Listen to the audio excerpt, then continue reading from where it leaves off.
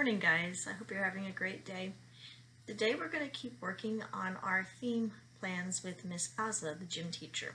Today we're going to be doing chalk. She's going to be showing you how to create a hopscotch court and play the game, and I am going to show you how to paint with chalk, but wet chalk, not dry chalk.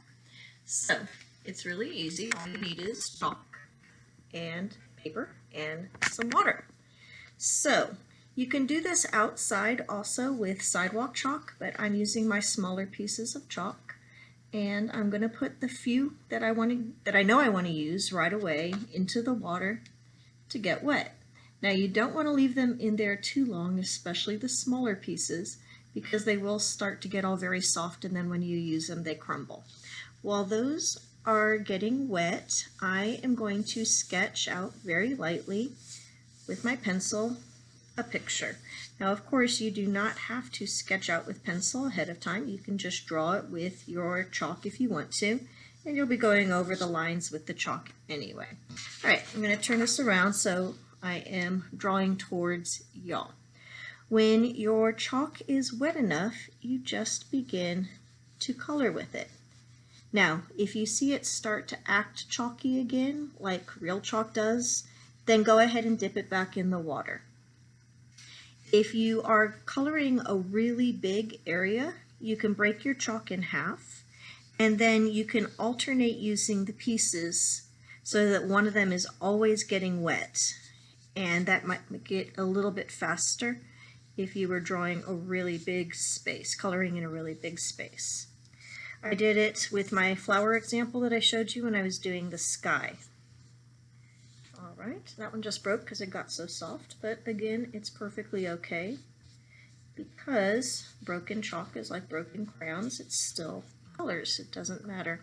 Now, what I'm going to do now is I'm going to take out the chalk that's sitting in the water, because like I said, if you leave it in there too long, it gets very, very soft, and it's very, very easy to break. Remember when you're doing this, all of the color wheel stuff that we've gone over, basic colors, secondary colors, mixing colors, it's really easy to blend wet chalk, but you do want to remember not to put any of your opposites together, like purple and yellow or blue and orange, unless one of them is already dry, because you don't want to try to blend those two colors. Alright, so you can see that I have started to make a dinosaur, and I am going to add some details like we were just talking about with blending. Add some shadows, and of course it's very important to remember that in terms of dinosaurs, we don't actually know what they look like. We base it on the lizards that are alive today, so you don't actually have to color a lizard green or brown. You could make it any color you want. And in fact, a lot of lizards nowadays are really, really interesting colors, combinations. You can always look it up on Google. Here is my horizon line. You know how I feel about horizon lines. You don't have to do this on dark paper either. It makes it look really dramatic, but you could do this literally on any other color of paper, and of course white paper would work just fine also.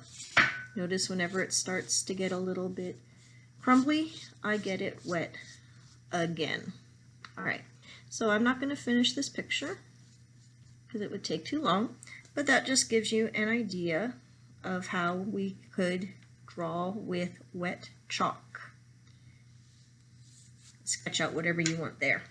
Alright, so again, here is my picture that I was working on. Now, as you let it sit and dry, it's going to start looking like you did it more with the dry chalk, and it will still smudge a little bit, but a lot less than if you just drew with the chalk. So that was our lesson for today. Remember to show me any pictures, share them with me that you do. I'd like to see them, and I will see you tomorrow.